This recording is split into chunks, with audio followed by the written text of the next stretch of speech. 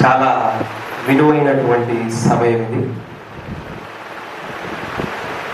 ముందుగా ఇలాంటి గొప్ప అవకాశాన్ని దేవాది దేవుడు అనుగ్రహించినందుకే ఆ దేవాది దేవునికి ఎంతగానో స్తుతులు చెల్లిస్తున్నాను. అదేవిధంగా మిమ్మల్ని స్థానికంగా నడిపిస్తున్నటువంటి పాస్టర్ గారు అయినటువంటి ఐజాక్ గారికి కూడా నా హృదయపూర్వకమైన వందనాలు తెలియజేస్తున్నాను.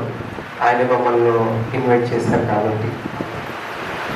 అలాగే చేరవలసిన మీ అందరికీ కూడా ప్రభు అయిన యేసుక్రీస్తు నామంలో హృదయపూర్వకమైన వందనాలు. అందరం ఒక చిన్న ప్రార్థన చేసుకున్నామా? వాక్యం నిమిత్తం అందరం కళ్ళు మూసుకుందాం, ప్రార్థన చేసుకుందాం.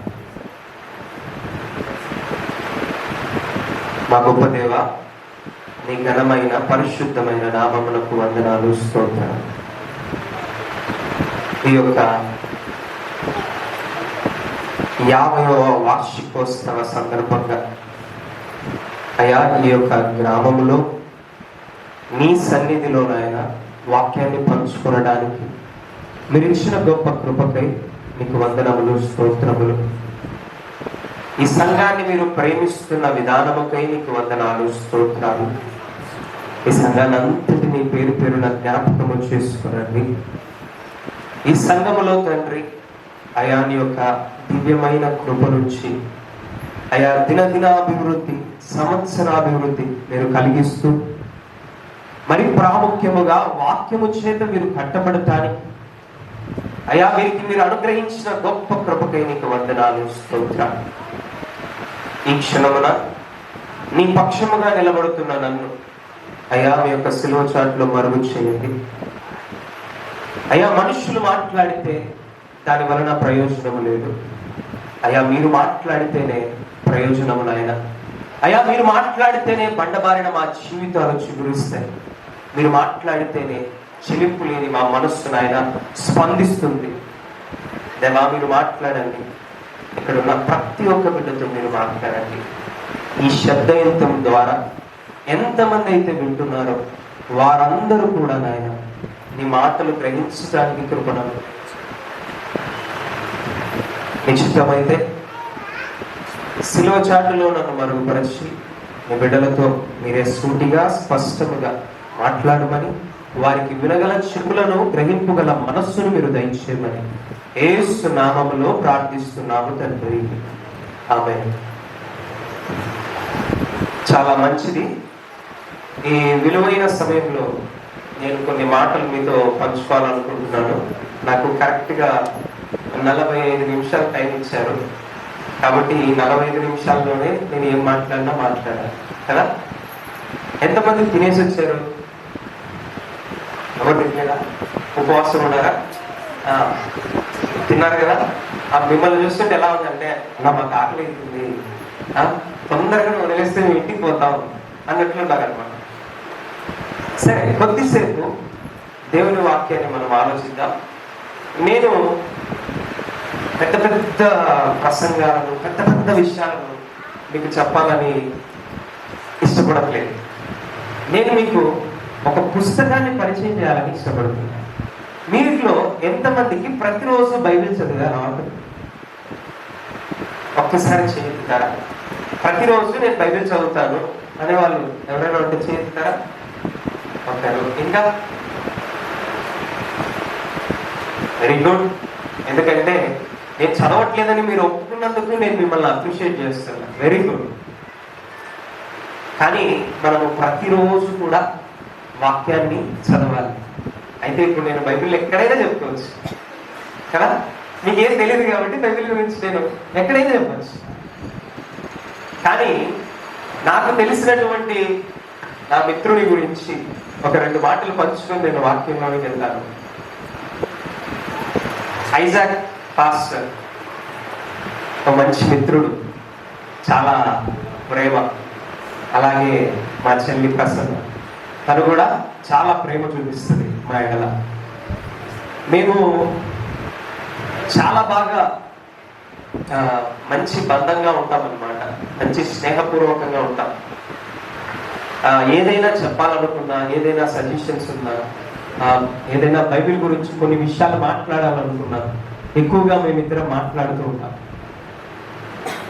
నాకంటే వాక్యము చాలా ఎక్కువ తెలిసిన వాళ్ళు ఎవరైనా ఉన్నారా అని నేను ఎప్పుడు అనుకునేవాడిని అనమాట. కానీ అలా తెలిసిన వాళ్ళలో ఇదిగో ఈ అబ్బాయి కూడా ఉన్నాడు అని తర్వాత అర్థమైంది. ఒకరోజు మేము క్లాస్ వింటున్నప్పుడు ఒక ఎగ్జామ్ రాయాలి. ఆ ఎగ్జామ్ రాసేటువంటి టైంలో దానికి సంబంధించినటువంటి విషయాన్ని అందరూ తలగీరుకుంటున్నారు అర్థం కాక. ఈ అబ్బాయి వెళ్ళేసి మొత్తం బోర్డు మీద రాసేసాడు. ఇది చదువుకోండి, పోయి ఎగ్జామ్ రాయిపోండి, పాస్ అయిపోతారు. అంటే అంత సింపుల్ గా, అంత అర్థమయ్యే విధంగా ఆ బోర్డు మీద మొత్తం అన్ని కూడా రాసి పెట్టేశాడు. అలాంటి అబ్బాయి ముందు కూడా నేను ఇప్పుడు నిలబడి వాక్యం చెప్తున్నా. అలానే పెద్దలు ఉన్నారు, వారి ముందు కూడా ఇలా నిలబడి వాక్యం చెప్పడం దేవుడు ఇచ్చినటువంటి గొప్ప వాక్యం. ఈరోజు నేను బైబిల్లో ఉన్నటువంటి ఒక పుస్తకాన్ని మీకు పరిచయం చేయాలనుకుంటున్నాను. ఈ పుస్తకం గురించి మీరు ఎన్నోసార్లు ప్రసంగాలలో విని ఉంటారు, ఎవరో ఒకరు సేవకులు చెప్తూ ఉంటారు. కానీ నేను ఈరోజు పుస్తకం అంతా చెప్పాలనుకుంటున్నాను. అది మనకు అర్థమయ్యే విధంగా ఒక కథలాగా. నాకు దగ్గర ఒక వారం రోజుల నుండి జ్వరం వస్తుంది. నిన్ననే బాటిల్ సెక్కించేది ఉంటుంది కదా, క్యాప్లో అంటారు, దాన్ని తీసేసి ఇక్కడికి వచ్చేసాను అంతే. అందుకే నా వాయిస్ కొంచెం ఇలా ఉంది, లేదంటే చాలా గట్టిగా వచ్చేవాడిని. మైక్ కూడా అవసరం లేదా.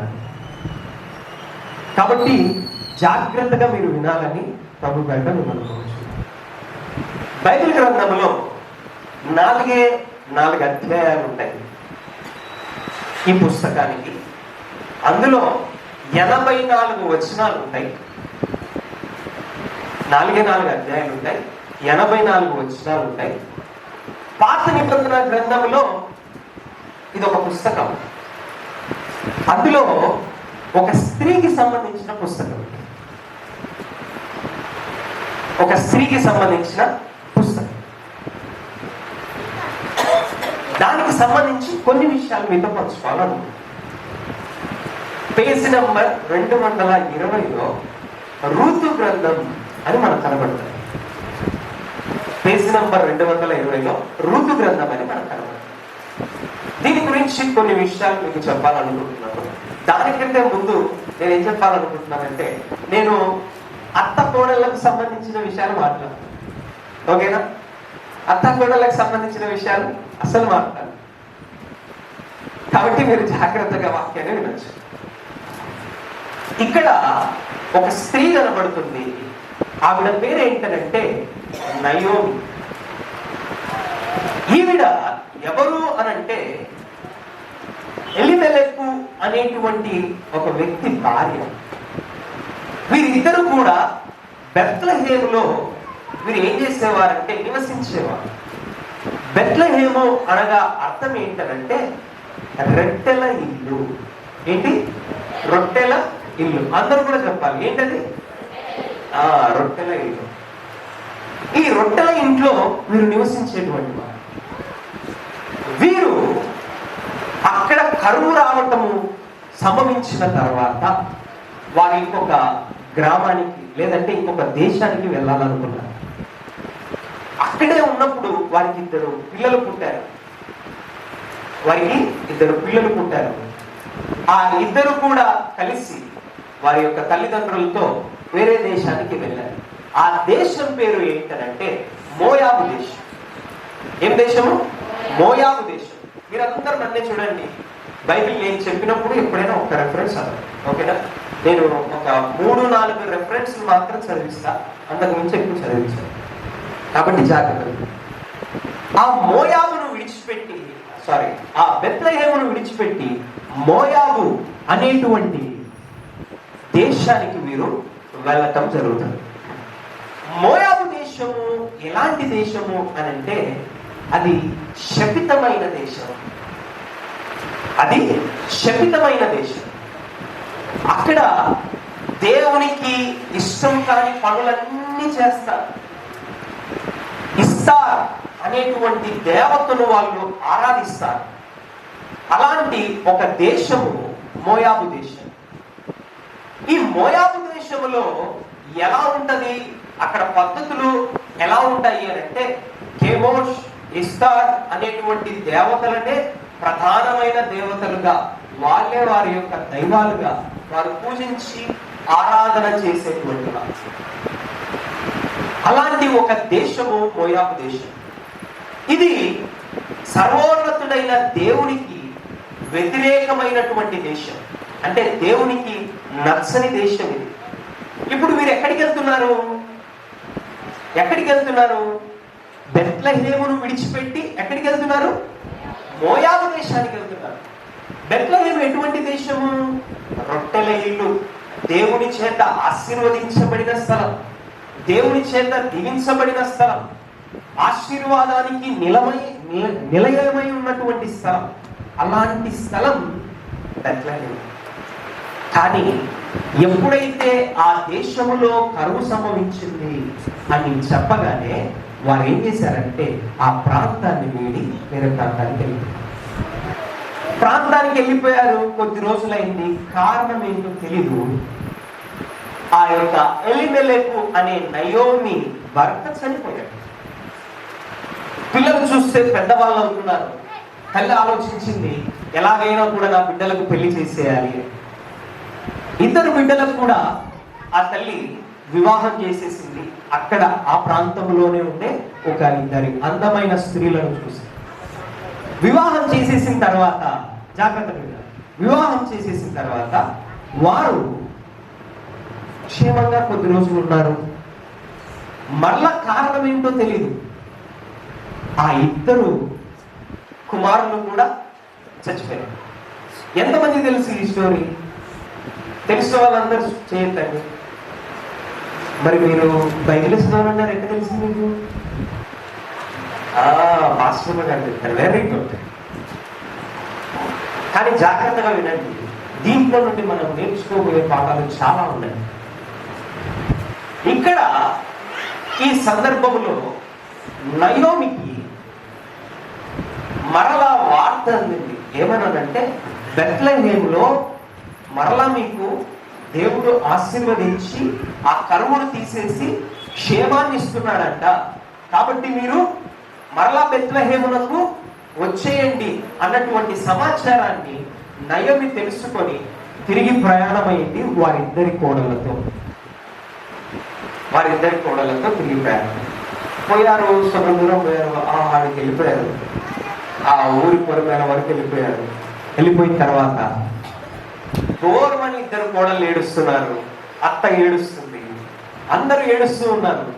ఏడుస్తుంటే అప్పుడు అత్త అంటుంది, అమ్మ మీరు తిరిగి వెళ్ళండి, మీరు ఇంకా యవ్వన ప్రాయంలోనే ఉన్నారు కదా, మీరు ఇంకా చిన్న వయసే కదా, తిరిగి మరలా వివాహం చేసుకోండి అని చెప్పి, అలా చెప్పగానే అందులో ఒక ఆవిడ ఉంది.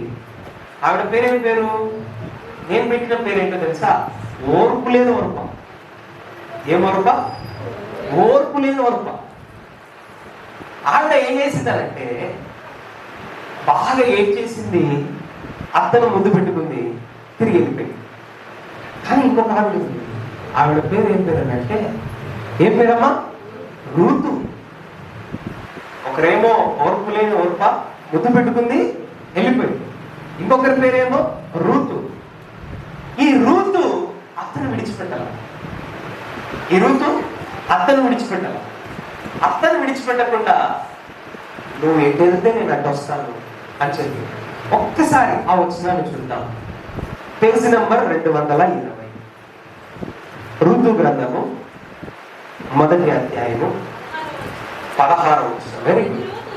అందుకు ఋతు, నా వెంబడి రావద్దనియు, నన్ను విడిచిపెట్టుమనియు, నన్ను ప్రతిపాలు కొనవద్దు. ఏంటంటా, నువ్వు ఎట్టెళ్తే నేను వస్తా. ఆడికి అయిపోలేదు. తర్వాత ఏముంటుంది? నీ జనమే నా జనము, నీ దేవుడే. ఏమన్నా ఆలోచించండి. నీ జనమే నా జనం. పర్లేదు, జనాన్ని జనం చేసుకోవడం ఈజీనే. కానీ నీ దేవుడే నా దేవుడు అని చెప్పడం చాలా కష్టం. కానీ రూతు అంటుంది, నీ దేవుడే నా దేవుడు. అలాగా ఆ మాట చెప్పేస్తానే అత్త అలా ముఖం తిప్పుకుంది. రూతు ఏమో అత్త వెంటనే నడుచుకుంటూ వచ్చేసి, వీరిద్దరు కలిసి ఎక్కడికి వచ్చారంటే బెత్లెహేమునకు చేరుకున్నారు. బెత్లెహేమునకు చేరుకున్న తర్వాత జాగ్రత్తగా వినాలి. బెత్లెహేమునకు చేరుకున్న తర్వాత అక్కడ చుట్టుపక్కల వాళ్ళందరూ వచ్చారు. చాలా రోజులైంది.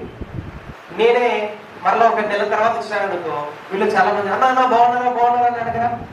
అలానే ఆవిడ కూడా వెళ్ళిన తర్వాత ఆవిడను కూడా అడుగుతున్నారు, నయోమి ఎలా ఉన్నావు, దేవుడు నీకు చేసినంత కూడా నేను ఎరిగాను, ఎలా ఉన్నావు అని అందరూ వచ్చి పలకరిస్తూ ఉన్నారు. అప్పుడు నయోమి అంటుంది, ఏమన్నదంటే, నన్ను మీరు నయోమి అని పిలవద్దు. నయోమి అనగా అర్థం ఏంటంటే మధురం. ఏమిటి?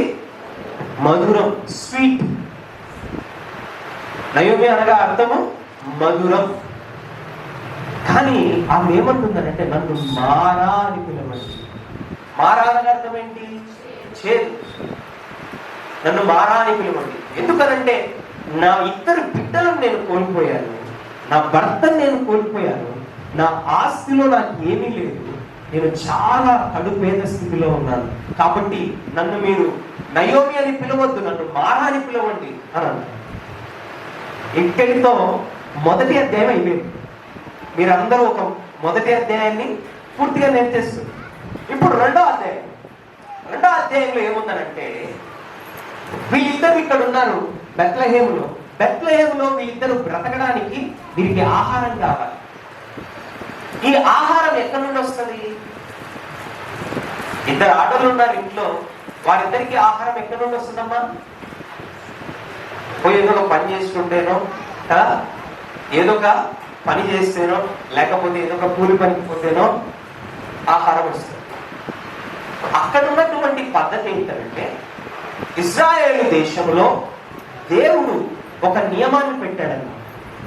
ఏంటి ఆ నియమం అనంటే, మనము పొలంలో పని చేసిన తర్వాత కొద్దిగా ధాన్యం కింద పడిపోతుంది కదా, ఆ కింద పడిపోయినటువంటి ధాన్యాన్ని మనం ఏం చేస్తాం? మట్టితో సహా ఎత్తుకుంటాం కదా. మట్టితో సహా తీసుకొని ఏం చేస్తాం? ఏమంటారు దాన్ని? చెరగడం కదా. మట్టితో సహా తీసి వాటిని ఏం చేస్తాం? చెరిగి గింజలను, మట్టిని సపరేట్ చేసిస్తాం. కానీ దేవుడు ఇజ్రాయెల్ దేశంలో వారికి నేర్పించిన క్రమం ఏంటంటే, వారు జాగ్రత్తగా వారు ఆ ధాన్యాన్ని పరదేశుల కోసం విడిచిపెట్టాలి. వారు ఆ ధాన్యాన్ని ఎవరైనా పాఠశాలలో వెళ్తుంటారు కదా, వారి కోసం విడిచిపెట్టాలి. వారు ఆ ధాన్యాన్ని విధవరాళ్ళ కోసము విడిచిపెట్టాలి. దాన్ని మరలా తీసుకోకూడదు. కింద పడిపోయినది మరలా తీసుకోకూడదు. అది దేవుడు వారికి నేర్పించిన క్రమం.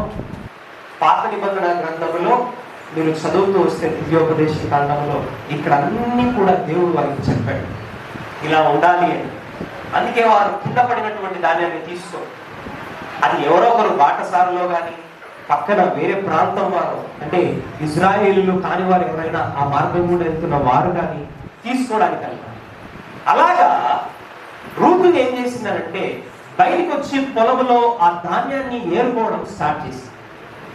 అలా ఏరుకోవడం స్టార్ట్ చేసిన తర్వాత ఒక ఆయన వచ్చాడు, చూశాడు. వీడు చూస్తే యవనస్తురాలు, ఆవిడేమో ధాన్యం ఏరుకుంటుంది. ఆయన వచ్చి అడుగుతున్నాడు, ఎవరు నా పొలంలో ధాన్యం ఏరుకుంటుంది, ఎవరావిడ అని అడిగితే, అప్పుడు అక్కడున్న పని వాళ్ళు అంటున్నారు, ఈవిడ పేరు రూతు, ఈవిడ నయోమి వాళ్ళ యొక్క కోడలు. ఈవిడ వారి ప్రాంతం నుండి వచ్చేసింది అని బోయేజుకు రూతు గురించి మొత్తం సమాచారాన్ని అక్కడ ఉన్నటువంటి పని వాళ్ళు చెప్పాడు. జాగ్రత్తగా వినండి. మన వాళ్ళల్లో కొందరు ఎలా ఉంటారనంటే, ఒక ఊర్లో, జాగ్రత్తగా వినే ప్రయత్నం చేయండి. ఒక ఊర్లో ఒక ఆవిడ ప్రతిరోజు ప్రార్థనకు వస్తుంది. ప్రతిరోజు క్రమం తప్పకుండా ప్రార్థనకు వస్తుంది. ప్రతిరోజు ప్రార్థనకు వచ్చి ఫస్ట్ లైన్లో కూర్చుంటారు. దాని కింద ఫస్ట్ లైన్లో కూర్చుంటారు. కూర్చొని ప్రార్థన చేస్తుంటారట. మోకాళ్ళ ప్రార్థన చేసుకుంటారు కదా, ప్రార్థన అంతా అయిపోయిన తర్వాత పాస్టర్ గారికి వందనాలు చెప్పి వెళ్ళిపోతారు. ఒకరోజు పాస్టర్ గారు అలా వీధి గుండా వెళ్తూ ఉన్నారు. అలా వీధి గుండా వెళ్తూ ఉన్నటువంటి టైంలో ఆవిడ ఇల్లు ఆ మార్గంలోనే ఒక చోట ఉంది. ఆ వీధిలో ఒక చోట ఆవిడ ఇల్లు. ఎలా నేను ఇంత దూరం వచ్చాను కదా, వాళ్ళ ఇంటికి వెళ్ళి ఆవిడను పరామర్శించి వెళ్ళిపోదాము అని అనుకొని ఆయన ఏం చేశాడనంటే వాళ్ళ ఇంటి గుండా వెళ్తూ ఉన్నాడు. ఆయనకు పాపం ఇల్లు అర్థం కాక వెళ్తూ ఉన్నాడు. కొద్దిగా ముందు పోతే ఏమో నీళ్ళ దగ్గర ఒక గొడవ జరుగుతుంది. జాగ్రత్త విన్నారు, నీళ్ళ దగ్గర ఒక గొడవ జరుగుతుంది. ఎలా గొడవ జరుగుతుందనంటే బిందెలు గాల్లో ఎగురుతున్నాయి. ఏమైతుంది? బిందెలు గాల్లో ఎగురుతున్నాయి. బిందెలు గాల్లో ఎగురుతుంటే వాళ్ళకి అర్థం కాల. ఆయన అనుకున్నాడు గొడవ జరుగుతుంది, ఏమైందో అని అనుకొని ఆ గొడవ దగ్గరికి వెళ్ళి పోయి నేనన్నా 2 మాటలు చెప్తాం, గొడవ పడకండి అమ్మా అని ఆయన దగ్గరికి వెళ్తూ ఉన్నాడు. దగ్గరికి వెళ్తుంటే ఎవరైతే ముందు కూర్చొని ప్రార్థన చేసుకుంటూ ఉంటుందో ఆవిడ ఆ గొడవలో గొడవ పడుతుంది. వెంటనే పాస్టర్ గారిని చూసింది. పాస్టర్ గారిని చూసి మెల్లగా పక్కన నుండి తప్పించుకోవాలనుకుంటుంది. కానీ ఒక సైడ్ ఏమో కోపం వస్తుంది. అవతల ఏమో తిడుతున్నారు. ఈవిడకు కోపం వస్తుంది. ఏం చేయాలో అర్థం కావడంలే. తీర చూస్తే పాస్టర్ గారి దగ్గరకు వస్తున్నాడు. పాస్టర్ గారి దగ్గరకు వచ్చేలోపు ఇక ఆవిడ కోపాన్ని ఆపుకోలేక ఆవిడ ఏమంటుందంటే నీకు స్తోత్రం, మీ అమ్మకు స్తోత్రం అంటుంది. అంటే ఆ కోపాన్ని ఆవిడ ఎలా చెప్పాలో అర్థం కాక నీకు స్తోత్రం, మీ అమ్మకు స్తోత్రం అంటుంది. ఏదో కొత్త తిట్టున్నట్టుంది. వీడు చిచ్చిగిల్లి కొత్త కొత్త బూతులను నేర్చుకుంటుందని అవతల ఆవిడ ఏం చేసిందంటే అయితే మీ నాన్నకు స్తోత్రం, అయితే మీ అమ్మకు స్తోత్రం.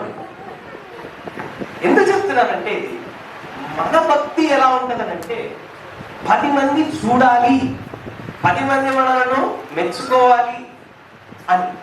అక్కడ పాస్టర్ గారు అనుకుంటా ఏమనుకున్నారంటే నేను ఎప్పుడు నేర్పించలేదు కదా మీ స్థుతులు, నువ్వెక్కడ నేర్చుకున్నావు అన్నాడు. అనంటే లేదు బాబు గారు, ఆవిడ మీద వచ్చిన కోపాన్ని నేను కంట్రోల్ చేసుకోలేక అలా తిట్టేశాను. ఎందుకు ఈ విషయాన్ని చెప్తున్నానంటే రూతు గ్రంథంలో కూడా రూతు ఎప్పుడైతే ఆ మోయాబును విడిచిపెట్టి వచ్చినప్పుడు అక్కడున్న చుట్టుపక్కల వారు కూడా ఆవిడని ఎలా చూశారనంటే ఈవిడ అన్యురాలని, ఈవిడ పరదేశపు స్త్రీ అని ఆవిడను వేరుగా చూశారు. కానీ బోయాజు అనేటువంటి ఆయన మాత్రము అలా చూడాల. ఆయన ఏం చేశాడనంటే ఆవిడ దగ్గరికి వెళ్ళి అమ్మా నీవు చేసినంత నాకు తెలుసు, నువ్వు ఏ స్థితిలో అక్కడి నుండి వచ్చావో నాకు తెలుసు, కాబట్టి దేవుడు నీకు ఖచ్చితంగా సురక్షితముగా నేను ఉంచుతాడు అని ఆ యొక్క బోయజు ఋతుతో అన్నాడు. ఆ వచనాన్ని కూడా ఒకసారి చదువుకుందాం. 2వ అధ్యాయం ఋతు గ్రంథము 2వ అధ్యాయం 12వ వచనం. యెహోవా నీవు చేసిన దానికి ప్రతిఫలమిచ్చును, ఇశ్రాయేలీల దేవుడైన యెహోవా చేతి రెక్కల క్రిందకి సురక్షితముగా నుండినట్లు నీవు వచ్చితివి. ఆయన నీకు సంపూర్ణమైన బహుమానం ఇచ్చునని. చాలా ఎవరు చెప్తున్నారు ఈ మాట? బోయజు చెప్తున్నాడు. ఎవరు చెప్తున్నాడు? ఋతుకు చెప్తున్నాడు. సంపూర్ణమైన బహుమానము నీకు ఇస్తాడు. సంపూర్ణమైనటువంటి బహుమానం. ఈరోజు మన జీవితాలలో కూడా దేవుడు లేకపోతే సంపూర్ణత ఉంటుందా? దేవుడు లేకపోతే శాంతి ఉంటుందా? దేవుడు లేకపోతే కుటుంబంలో మన పరిస్థితి ఏంటి? ఆవిడ ఒక అన్యురాలు, కానీ వారి అత్తను బట్టి ఏం చేసింది ఆవిడ? భయంకరమైనటువంటి పాపపు స్థితిలో ఉన్నటువంటి మోయాబును విడిచిపెట్టి ఎక్కడికి వచ్చింది? బెత్లెహేమునకు వచ్చింది. అక్కడికి వచ్చిన తర్వాత వాళ్ళ అత్తను ఆవిడ జాగ్రత్తగా చూసుకుంటూ, ఆవిడ వాళ్ళ అత్తను పోషించుకుంటూ ఆవిడ ఏం చేస్తున్నారంటే ధాన్యాన్ని సేకరించుకుంటూ ఇంటికి తీసుకెళ్ళి, ఆ ధాన్యాన్ని ఇంటికి తీసుకొని ఆ ధాన్యముతో వారు రొట్టెలు చేసుకొని తింటూ జీవనాన్ని కొనసాగించేవారు. ఇలాంటి పరిస్థితులలో బోయజు అంటున్నాడు, నీవు యెహోవా చేతి రెక్కల క్రిందికి వచ్చావు. ఎవరి చేతి రెక్కల క్రిందికి? యెహోవా చేతి రెక్కల. నిజముగా దేవుణ్ణి ఆశ్రయించిన వారికి, దేవుణ్ణి దగ్గరకు వచ్చిన వారికి ఏదైనా కొదువు ఉంటుందా అని అంటే ఏది కొదువు ఉండదు. ఈ మాట జాగ్రత్తగా వచ్చింది. దేవుణ్ణి ఆశ్రయించిన వారికి ఏదైనా కొదువు ఉంటుందని అంటే ఏది కొదువు ఉండదు.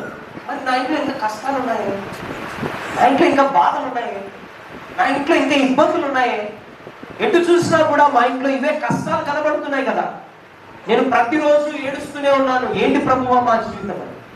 కానీ ఒక్కసారి ఆలోచించండి, ఇంకా మనం బ్రతికి ఉన్నాం. Praise the lord. ఇంకా మనము బ్రతికి ఉన్నాం, మనం ఇంకా క్షేమంగా ఉన్నాం, మన ప్రాణం ఇంకా పోలా, మనం ఇంకా దేవునికి దూరం అయిపోలా, మనం ఇంకా క్షేమంగా ఉన్నాం. మన జీవితంలో ఎన్నైనా ఇబ్బందులు రావచ్చు, ఎన్నైనా కష్టాలు రావచ్చు, ఎన్నైనా ఇరుకులు రావచ్చు, కానీ మన ప్రాణానికి ఇంకా హాని రాలేదు. మన ప్రాణానికి ఇంకా హాని రాలేదు. అంటే ఒక నిరీక్షణ, దేవుడు ఇంకా నిన్ను కాపాడుతున్నాడు, దేవుడు ఇంకా నిన్ను కాపాడుతున్నాడు. ఒకసారి మీరందరూ ఇలా చేసుకున్నారనుకోండి, ఇక్కడ ఒక శబ్దం వినపడుతుంది మనకి, ఏమని? లబ్ధం లబ్ధం కదా. అది ఆగిపోయిన రోజు, అది ఆగిపోయిన రోజు మనం దేవుడితో ఉంటాం. Praise the lord. ఆగిపోయిన రోజు మనం దేవుడితో ఉంటాం. అర్థమవుతుందా? ఈ గుండె ఆగిపోయిన రోజు, కానీ ఈ గుండె ఇంకా కొట్టుకుంటుందనంటే దానికి కారణం ఎవరు? మనమా? దేవుడు.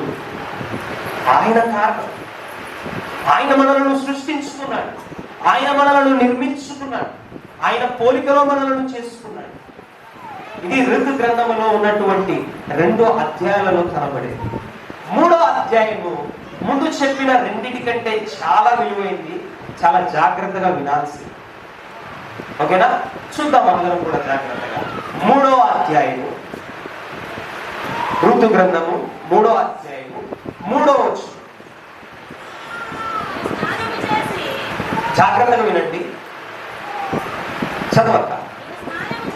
నీవు స్నానము చేసి తైలము రాచుకొని ఏం చేయాలట? బట్టలు కట్టుకొని ఆ కళ్ళమునకు వెళ్ళుము. చాలు. నయోమి ఋతుకి ఒక పని చెబుతుంది. ఏమన్నానంటే, నువ్వు కొన్ని పనులు చెయ్యి, నేను చెప్పినట్లు నువ్వు చెయ్యి. ఏం చేస్తావనంటే, నువ్వు స్నానం చేసుకో. ఇది ఏమన్నానా? తల్లిదండ్రులు పిల్లలకి చెప్తారు ఏమని? రే, బాగా తిరిగావు, బాగా ఆడుకున్నావు, పోయి స్నానం చేసుకోపో కదా. కానీ ఇక్కడ అత్త కోడలు చెప్తుంది ఏమని? నువ్వు స్నానము చేసుకొని. ఏముంది దీంట్లో? దేని గురించి అంత ప్రత్యేకంగా నయోమి చెబుతుంది నువ్వు స్నానం చేసుకోను అంటే? ఎవరైనా కూడా నా మాటకు జవాబు ఇవ్వండి, అపార్థం చేసుకోండి. మీరు బాగా కష్టపడి పనిచేసి వచ్చారనుకోండి, అలా కష్టపడి చెమట వచ్చి పనిచేసిన తర్వాత స్నానం చేసుకోకుండా ఎవరైనా పడుకుంటారా? ఎందుకని? పడుకోలే, భయంకరమైన నొప్పులు, తర్వాత చెమట వాసన మన వల్ల కదా అసలుగా. కాబట్టి ఖచ్చితంగా మనం ఏం చేస్తాం? స్నానం చేసి పడుకుంటాం. కానీ ఇక్కడ ఏంటి? నీవు స్నానము చేసి. మనం కూడా మన ఆత్మీయ జీవితంలో బాప్తిస్మం అనేటువంటి స్నానం చేయాలి. అది ఒక్కసారి మన జీవితంలో ఆ బాప్తిస్మం అన్నటువంటి స్నానము మనలను ఎలా మారుస్తుందనంటే, క్రీస్తుకు దగ్గరగా మారుస్తుంది, వాక్యానికి దగ్గరగా మారుస్తుంది. మన యొక్క నడవడిక, మన యొక్క ప్రవర్తన అన్నిటినీ కూడా క్రీస్తుకు దగ్గర అయ్యేలాగా చేస్తుంది. అలాంటిది బాప్తిస్మము అన్నది. రెండవది చదువుదాం. రెండవది ఏమని చెప్పబడుతుంది అక్కడ? ఏమిటట? అందరు చెప్పండి, ఏమిటట? ఎవరు లాస్ట్ లో ఏం పలకట్లేదు. ఏమన్నా? తైలము రాసు. మొదటిది స్నానం చేయమన్నారు, రెండవది తైలం రాసు. ఇప్పుడు నా ప్రశ్న, మీరు తలకు కొబ్బరి నూనె పెట్టుకున్న తర్వాత స్నానం చేస్తారా? స్నానం చేసిన తర్వాత కొబ్బరి నూనె పెట్టుకుంటారా? నా ప్రశ్న అర్థమైందా మీకు? తలకు కొబ్బరి నూనె రాసుకున్న తర్వాత స్నానం చేస్తారా, లేకపోతే స్నానము చేసిన తర్వాత కొబ్బరి నూనె రాసుకుంటారా? ఇప్పుడు తలంతా జిడ్డు జిడ్డు ఉంది, నేను వారం రోజులు అయితే తలస్నానం చేయక, సో నేను నిన్న తలస్నానం చేశాను. వారం రోజులు మా అమ్మ బాగా నాకు ఆ కొబ్బరి నూనెతో అలా అలా మర్దం చేసింది తలనొప్పి తగ్గడానికి. నేను నిన్న తలస్నానం చేశాను. అంటే నేనేం చేసినానంటే ఆ జిడ్డు పోవడానికి తలస్నానం చేస్తున్నాను. మీరు జిడ్డు పోవడానికి తలస్నానం చేస్తారా, లేదంటే తలస్నానం చేసి మళ్ళా కొబ్బరి నూనె రుద్దుకుంటారా? అర్థమైందా నేను అడిగింది మీకు? మీరు ఇప్పుడు అందరు తలస్నానం చేసి వచ్చారు కదా, మీరందరూ తలస్నానం చేసి వచ్చారు కదా, మరి మీరు కొబ్బరి నూనె పూసుకొని వచ్చారా లేదా? పూసుకొని రాలా. అంటే తలస్నానము చేసినప్పుడు ఏమైపోతుంది? ఆ జిడ్డంతా పోతుంది. కానీ ఇక్కడ నయం ఏమంటుందనంటే, నువ్వు తైలము రాసుకొని, ఏమిటంట? తైలము రాసుకొని. బైబిల్ గ్రంథం ప్రకారంగా 2 రకాలైనటువంటి తైలములు ఉన్నాయి.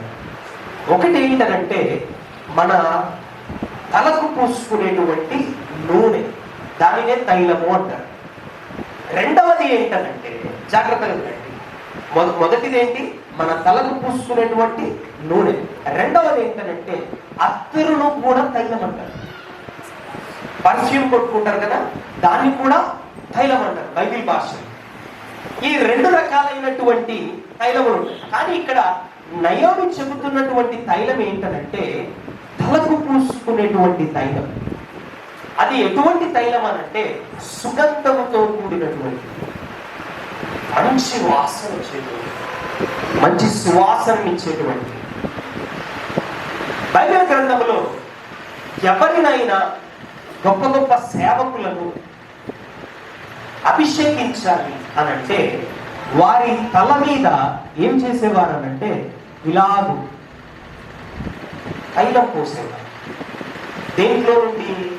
ఎద్దు కొమ్ములో నుండి తైలము పోసుకొని దాన్ని తల మీద పోసేవారు. దావీదును అభిషేకించేటప్పుడు సమూయేలు సేమ్ అలానే చేస్తాడు. సౌలును అభిషేకించేటప్పుడు అలానే ఆ తల మీద ఆ తైలమును పోయడం జరుగుతుంది. ఇక్కడ చెప్పబడుతున్న మాట దేనికి సాదృశ్యముగా ఉందంటే మన ఆత్మీయ జీవితంలో అభిషేకం అనేటువంటి తైలం మనకు ఉండాలి. అది ఏ విధమైన అభిషేకము? గంతులు ఎగిరేటువంటి అభిషేకమా, అల్లరి చేసేటువంటి అభిషేకమా, లేకపోతే ప్రార్థనలో పట్టుదల కలిగి దేవుని పాదాలను పట్టుకొని గోజాడేటువంటి అభిషేకమా? ఏ విధమైనటువంటి అభిషేకం? ఇక్కడేమో ఋతుకు స్పష్టంగా నయోమి చెబుతుంది, నీవు తైలము రాసుకో. ఏమి రాసుకో? నీవు తైలము రాసుకో. ఈ తైలము ఎటువంటిది అనంటే నీ విలువను పెంచేది, నీ ఆత్మీయ జీవితంలో నీ విలువను పెంచేది ఈ తైలము. ఈరోజు మనము ప్రార్థనా జీవితంలో మన కుటుంబంలో ఎన్ని రోజుల నుండి ప్రార్థన చేసినా జవాబు రాలేదని కొందరు అంటూ ఉంటారు. ఎక్కడ ప్రార్థన చేసేది పోనా, ఎన్ని రోజుల నుండి ప్రార్థన చేస్తున్నా కూడా జవాబు రావడం చేసి చేసి చాలా ఇబ్బంది లేదు. మా సైడ్ అయితే కడప భాష ఏమంటారంటే మా వల్ల కాలేకపోబా ఇలా చెప్తారు. మా వల్ల కాలేదు, ఇంకా మేము చేయలేము. కానీ నయోమి ఋతుకు నేర్పిస్తున్న ఒక క్రమం ఏంటంటే నీవు తైలము రాసు. ఏ విధమైన తైలం అంటే ఇది ప్రార్థనలో దేవుడి ఎదుట ప్రాధేయపడేటువంటి తైలం. నీవు ఎప్పుడైనా ప్రార్థన చేస్తున్నప్పుడు విసుక్కోకూడదు. అందుకే బైబిల్లో పదే పదే చెప్పబడుతున్న మాట ఏంటంటే విసుగక ప్రార్థన చేయండి. ఒకసారి అందరం చెప్దామా? విసుగక ప్రార్థన చేయండి. ఒకసారి చెప్పండి, విసుగక ప్రార్థన చేయండి.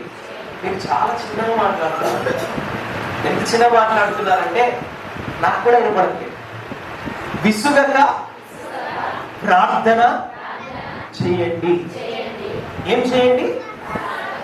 ఏం చేయండి? ఉత్త ప్రార్థన కాదు, విసుగక ప్రార్థన.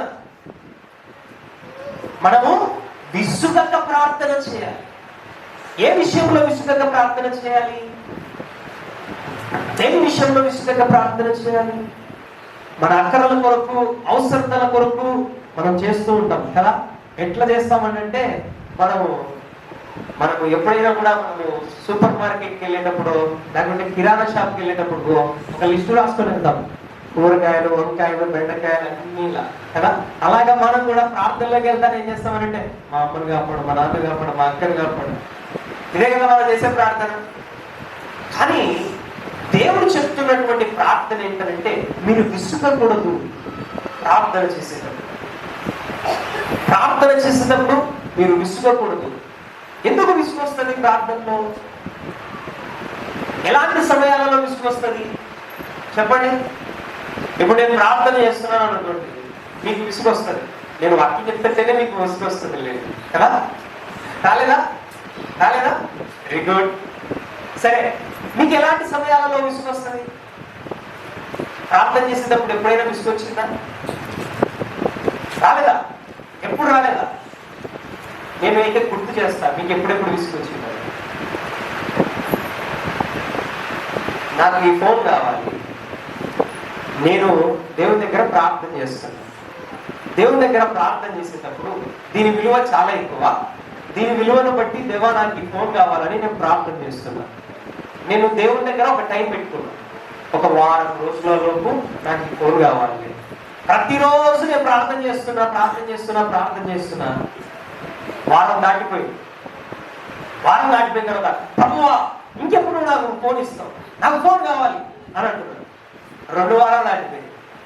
ప్రభువా నువ్వేం పలకకుండా ఉన్నావు, నాకు ఫోన్ కావాలి అంటున్నాను. 3 వారాలు దాటిపోయింది. నేను అడగడం వేస్ట్. ఏమొచ్చింది నాకు?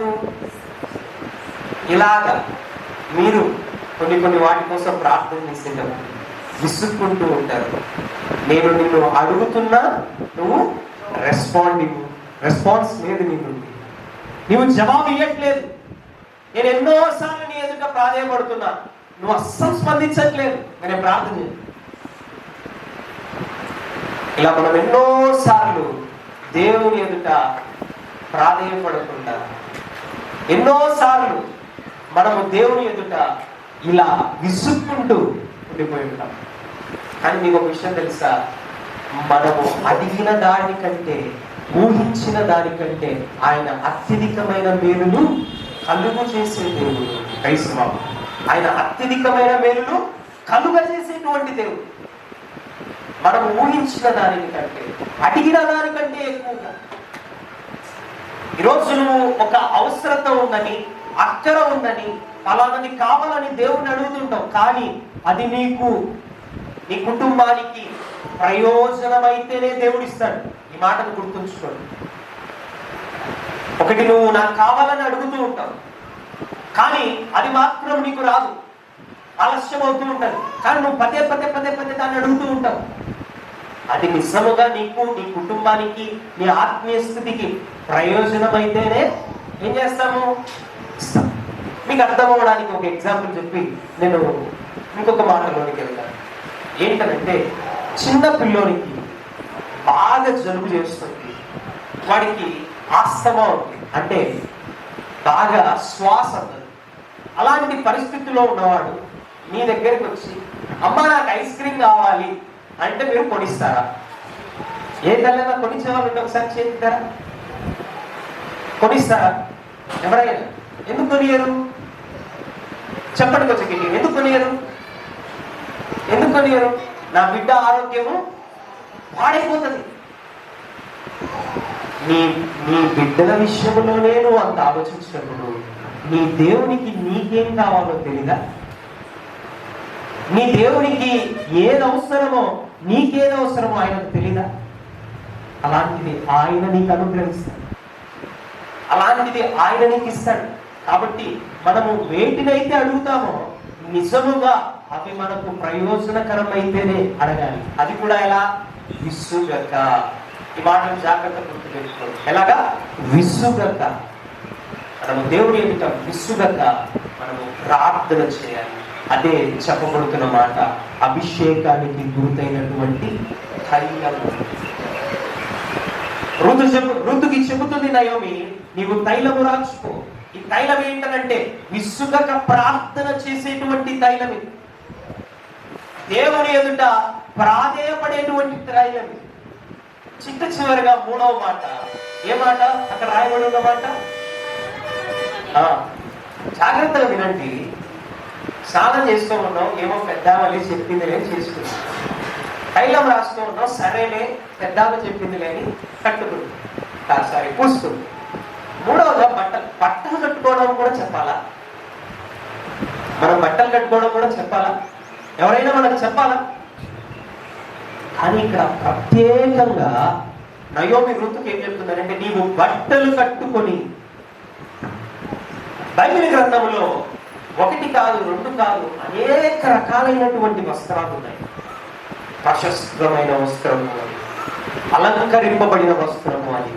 తప్పిపోయిన కుమారుడు తిరిగి ఇంటికి వస్తే ఆ కుమారునికి శ్రేష్టమైనటువంటి వస్త్రములు తొలగించమని. 1 కాదు 2 కాదు అనేక రకాలైనటువంటి వస్త్రములు. 1 కాదు 2 కాదు అనేక రకములైనటువంటి వస్త్రములు మనకు బైబిల్ గ్రంథంలో కనబడతాయి. కానీ ఈ యొక్క వస్త్రములు మనకి ఏం చెప్తున్నారంటే పరిశుద్ధతకు గుర్తుగా చెప్పబడు. దేనికి? పరిశుద్ధత. మన ఆత్మీయ జీవితంలో పరిశుద్ధత చాలా అవసరం. మన ఆత్మీయ జీవితంలో పరిశుద్ధత చాలా అవసరం. పరిశుద్ధత అనేది ఎలా వస్తుంది?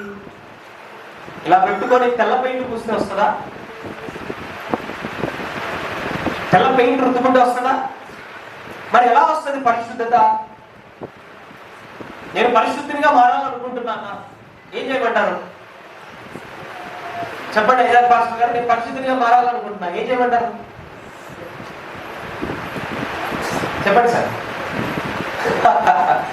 బట్టలు వేసుకుంటే జాగ్రత్తగా వినండి. పరిశుద్ధత అనేది మన మనస్సును మార్చుకునే దానిని బట్టి. ఎక్కడ? మన మనస్సును మార్చుకునే స్థితిని బట్టి. పాపము మన కంటికి కనబడుతుంది, అది పాపమని మనకు తెలుసు. ఆ పాపము చేయడానికి మనం వెళ్తూ ఉన్నప్పుడు లేదు, అది పాపము అని గ్రహించి వెనుతిరిగి రావటము మారు మనస్సు. ఆ హృదయము గనక మనకుంటే మన జీవితంలో మన పరిశుద్ధతను మనం కాపాడుకుంటాం. ఆ హృదయం గనక మనకుంటే మన జీవితంలో మన పరిశుద్ధతను మనము కాపాడుకుంటాం. ఈ పరిశుద్ధత ఎవరో ఇచ్చేది కాదు. ఈ పరిశుద్ధత ఎవరో తీసుకొని వచ్చేది కాదు.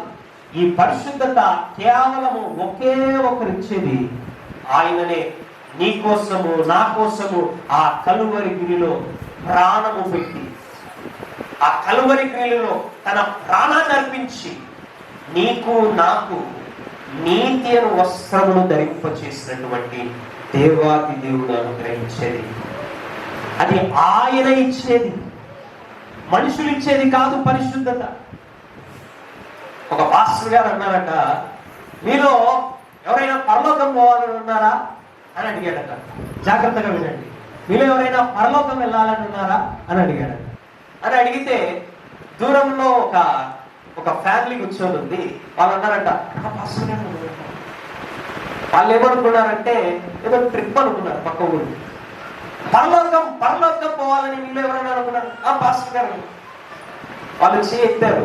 తర్వాత ఆ దూరంగా ఎవరైతే వింటున్నారో ఆ ఇద్దరు దగ్గరికి వచ్చారు.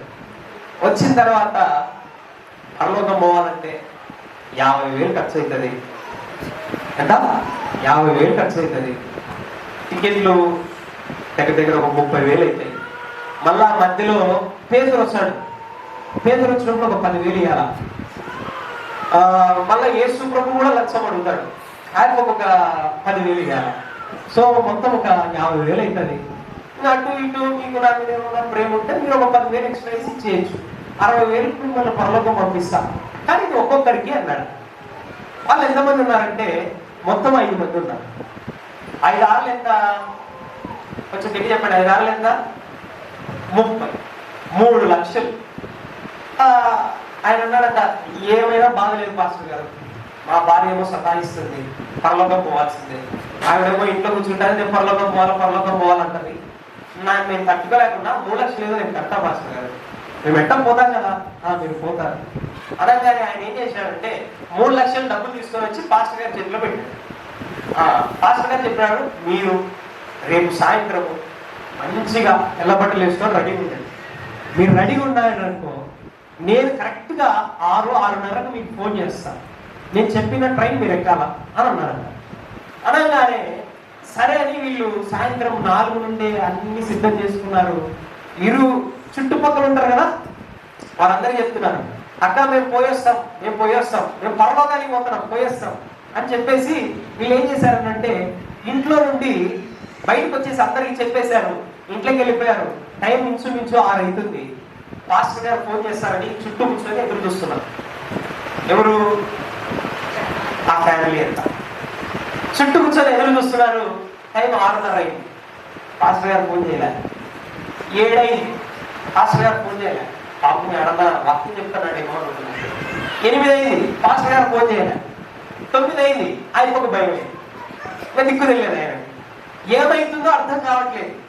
ఏంది 6:30 అన్నాడు, ఏమన్నా ట్రైన్ లేట్ అయిపోయిందిలే, ట్రైన్ ఏమన్నా లేట్ అయిందేమో, ఇంకా టైం పడుతుందేమో అని అనుకుంటున్నాడు. 6 అయింది, 6:30 అయింది, 7 అయింది, ఇంకా ఆయనకు అర్థం కాక 9:30-10 అయిన తర్వాత చాలా కష్టమైపోతుంది. ఆయన మర్చిపోయినట్టున్నాడు, పోయి గుర్తు చేయాలని ఉదయాన్నే 6:30-7 పరిగెత్తుకుంటూ చర్చి దగ్గరికి వెళ్ళిపోయాడు. చర్చి దగ్గరికి వెళ్ళిపోయి నిన్న ఒక ఆయన ఇక్కడ నిలబడి మీరు ఎవరైనా పరలోకం వెళ్తారని అడిగాడు కదా, ఆయన ఎక్కడున్నాడు అని అడిగితే, ఎవరినైనా నీతో అడిగింది ఆ మాట, ఇక్కడ స్థానిక పాస్టర్ లేను, ఇక్కడ వేరే పాస్టర్ లేడే అని అంటే, లేదు నిన్న ఒక ఆయన ఇక్కడే నిలబడి ఒక ఆయన గట్టిగా అరిచాడు, పరలోకం వెళ్ళే వాళ్ళు చేతులు ఎత్తండి అని. వాడు పిచ్చోడు, ఆయన వాడు పిచ్చోడు. వాడు అందరి దగ్గర డబ్బుల్ని దొంగగా తీసుకొని వాడు ఏం చేస్తాడంటే బయటికి వెళ్ళిపోతాడు.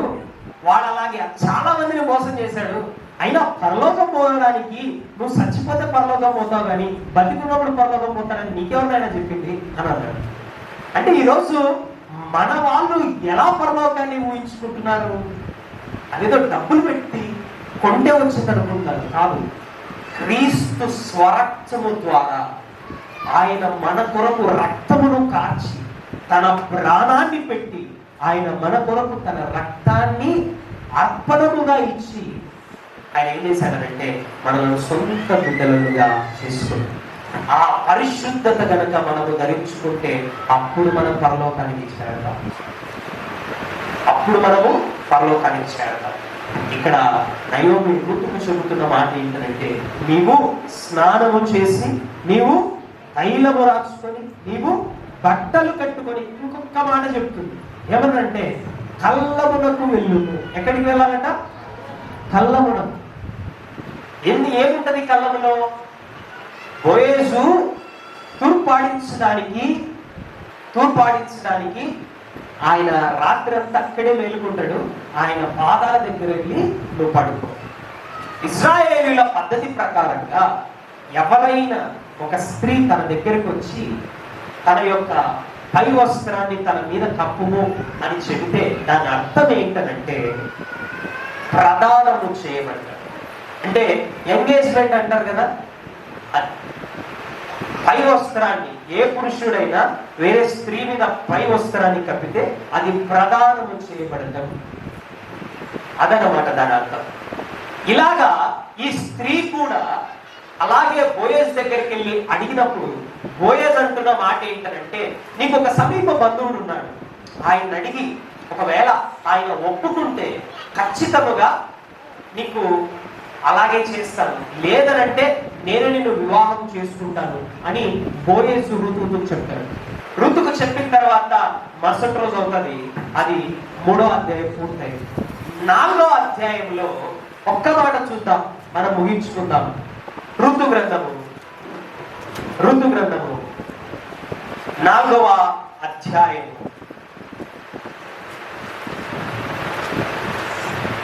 ఋతు గ్రంథము 4వ అధ్యాయము దయచేసి 15వ వచనాన్ని ఒకసారి 14వ వచనాన్ని చదవండి. ఆ దినమున నీకు బంధువుడు లేకుండా చేయని యెహోవా స్తుతినొందును గాక, ఆయన నామము ఇశ్రాయేలులలో ప్రకటింపబడును గాక. నిన్ను ప్రేమించి 7 కుమారుల కంటే నీకెక్కువగానున్న నీ కోడలు చాలు. ఇక్కడ నయోమి, రూతు, బోయేజు ముగ్గురు కనపడుతున్నారు. ఇందులో నయోమి చేసిన పని ఏంటంటే భర్త లేనటువంటి రూతును బోయేజును వివాహము చేసుకోమని చెబుతుంది. భర్త లేనటువంటి రూతును బోయేజును వివాహము చేసుకోమని చెబుతుంది. జాగ్రత్తగా వినండి, అయిపోయిన వాక్యం 5 నిమిషాలు ముగిస్తుంది. భర్త లేనటువంటి రూతును బోయేజును వివాహము చేసుకోమని చెబుతుంది. ఇప్పుడు నయోమి ఏ స్థానంలో ఉంది అంటే పరిశుద్ధాత్మ దేవుని స్థానంలో, ఆయనకు సాదృశ్యముగా. రూతు ఏ స్థానంలో ఉందనంటే సంఘం అనగా మన స్థానంలో. బోయేజు ఏ స్థానంలో ఉన్నాడంటే యేసు ప్రభుల వారి స్థానం. అర్థమైందా? ఇప్పుడు నయోమి ఏం చేస్తున్నారంటే మనలను సిద్ధము చేసి ఎవరి దగ్గరికి పంపిస్తుంది? బోయేజు దగ్గరికి పంపిస్తుంది, అనగా క్రీస్తు దగ్గరికి. ఇప్పుడు పరిశుద్ధాత్ముడు ఏం చేస్తున్నాడంటే మనలను సిద్ధము చేసి క్రీస్తు దగ్గరికి పంపిస్తున్నాడు. అందుకే ఆయన త్వరలో రాబోతున్నాడు. ఎలాగా? మేఘాలుడై. ఆయన వరుడుగా సంగమై ఉన్న మనలను తీసుకుని వెళ్ళడానికి ఆయన 2వ రాకడలో రాబోతున్నాడు. ఈరోజు ఈ వాక్యము ద్వారా మనము ఆలోచించాల్సినటువంటి విషయం ఏంటంటే నిజముగా మన జీవితంలో బాప్తిస్మం అన్నటువంటి అనుభవం ఉందా? నిజముగా మన జీవితంలో విసుగక ప్రార్థన చేసేటువంటి అభిషేకమైన తైలం ఉందా? నిజముగా మన జీవితంలో పరిశుద్ధత అన్నది ఉందా అన్నది ఒక్కసారి మనము ఆలోచించుకుందాం.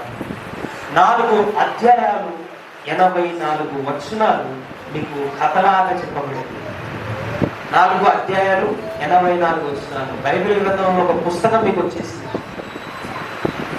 ఒక పుస్తకం అంతా.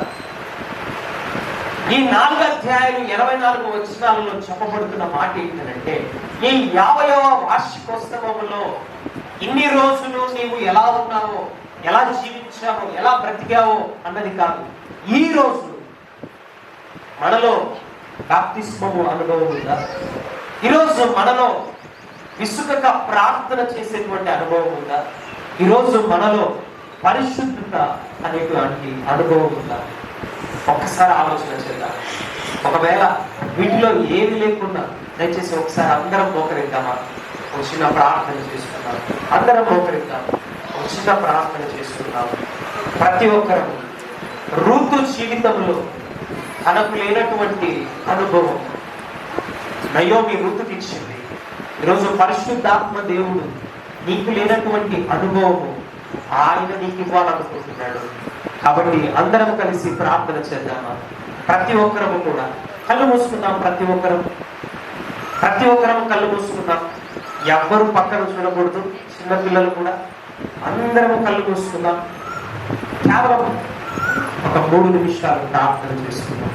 దయచేసి అందరం కళ్ళు మూసుకుందాం, ప్రార్థన చేసుకుందాం. దేవుని అడుగుదాం, నిజముగా నాలో ఆ పరిశుద్ధత ఉందా? నిజముగా నాలో ఆ యోగ్యత ఉందా? నిజముగా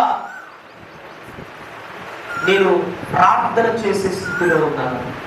ఈరోజు ఇంకా నా కుటుంబంలో ఈ కష్టము ఉందనంటే, ఇంకా నా కుటుంబంలో ఈ బాధలు ఉన్నాయంటే, ఇంకా నా కుటుంబంలో ఈ వేదన ఉందనంటే దానికి కారణము నేను విసుక్కుంటూ ప్రార్థన చేయడమే.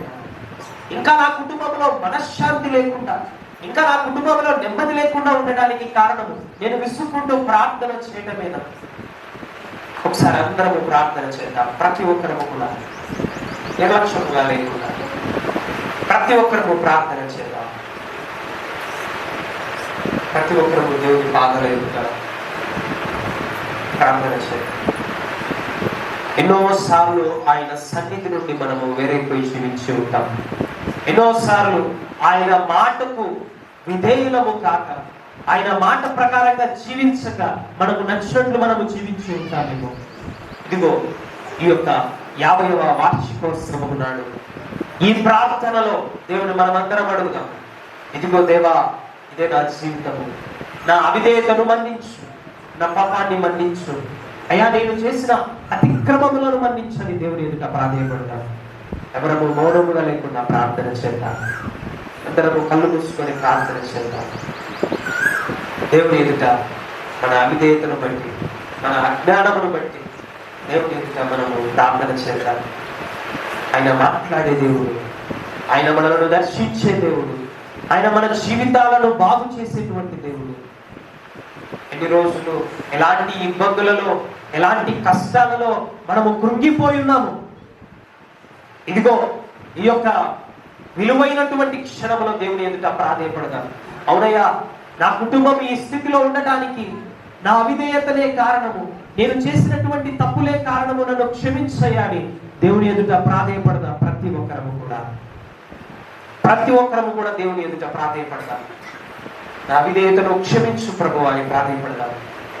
ఇక మీదట దుర్మార్గముగా నేను ప్రవర్తించకుండా, అయ్యా వాక్య ప్రకారముగా నేను జీవించడానికి, బాప్తిస్మం అన్నటువంటి అనుభవం నేను కలిగి ఉండటానికి, అయ్యా ప్రార్థన అనేటువంటి అనుభవం నేను కలిగి ఉండటానికి, అయ్యా పరిశుద్ధత అనేటువంటి అనుభవం నేను కలిగి ఉండటానికి, ఋతు గ్రంథము ద్వారా మాకు మీరు నేర్పించిన పాఠముకే నీకు వందనాలు, స్తోత్రాలు.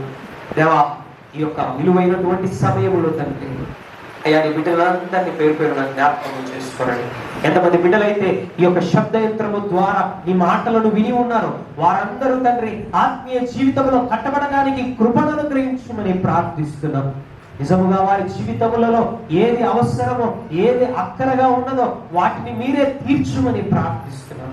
కావలసినటువంటి జ్ఞానమును, కావలసినటువంటి కృపను నీ బిడ్డలకు మీరు అనుగ్రహించండి నాయన. దేవాని చిత్తమైతే నాయన, ఎవరు ఏ అవసరతను బట్టి నీ ఎదుట ప్రాధేయపడుతున్నారో, ఎవరు ఏ అవసరతను బట్టి నీ ఎదుట అయా గోచాడుకుంటున్నారో, ఇది నా అతిక్రమము, ఇది నా పాపము అని ఎవరైతే బ్రతిమాలుతున్నారో దేవ, వారిని దయతో మన్నించి క్షమించుమని ప్రాధేయపడుతున్నాం. దేవా, ఇటువంటి చక్కటి అవకాశాన్ని ఈ ఉదయకాల సెషన్లో తండ్రి మీరు అనుగ్రహించి ఈ మాటలను పంచుకున్నటకు మీరు ఇచ్చిన గొప్ప కృపకై నీకు వందనాలు, స్తోత్రాలు నాయన. ఇక్కడున్న వారినందరినీ తండ్రి, ఈ గ్రామాన్ని, ఈ గ్రామంలో ఉన్న ప్రతి ఒక్క బిడ్డను తండ్రి, వారి కుటుంబాలను తండ్రి రక్షణ అనుభవంలోనికి మీరు నడిపించండి. మీ సన్నిధిని తోడుగా ఉంచండి. ఈ యొక్క కాపుదలను అనుగ్రహించమని ప్రార్థిస్తున్నాం. అవిధేయులుగా కాక విధేయులై వాక్యానుసారంగా నీకు లోబడి నీ బిడ్డలు నడుచుకున్నటకు కృపను, సహాయమును దయచేయమని వీరినందరినీ తండ్రి ప్రభువా నీ చేతులకు సమర్పిస్తూ, ఇక ముందట జరగబోయేటువంటి సెకండ్ సెషన్లో కూడా తండ్రి నీ సన్నిధిని తోడుగా ఉంచి నీ యొక్క కాపుదల సంరక్షణను అనుగ్రహించిన ఆయన అయ్యా, నిలబడుతున్న నీ బిడ్డకు కూడా వాక్కును మీరు దయచేసిన ఆయన నీ యొక్క కృప చేత వర్ధిలింప చేయమని యేసు నామములో ప్రార్థిస్తూ ఉన్నాము తండ్రి, ఆమేన్. ఇలాంటి చక్కటి అవకాశాన్ని ఈ ఉదయకాల సెషన్లో అనుగ్రహించినటువంటి ఐజాక్ పాస్టర్ గారికి మరొకసారి హృదయపూర్వకమైన వందనాలు తెలియజేస్తున్నాను. అదేవిధంగా ఓపికగా వాక్యాన్ని విన్న మీ అందరికి కూడా హృదయపూర్వకమైన వందనాలు తెలియజేస్తున్నాను. అందరికీ వందనాలు.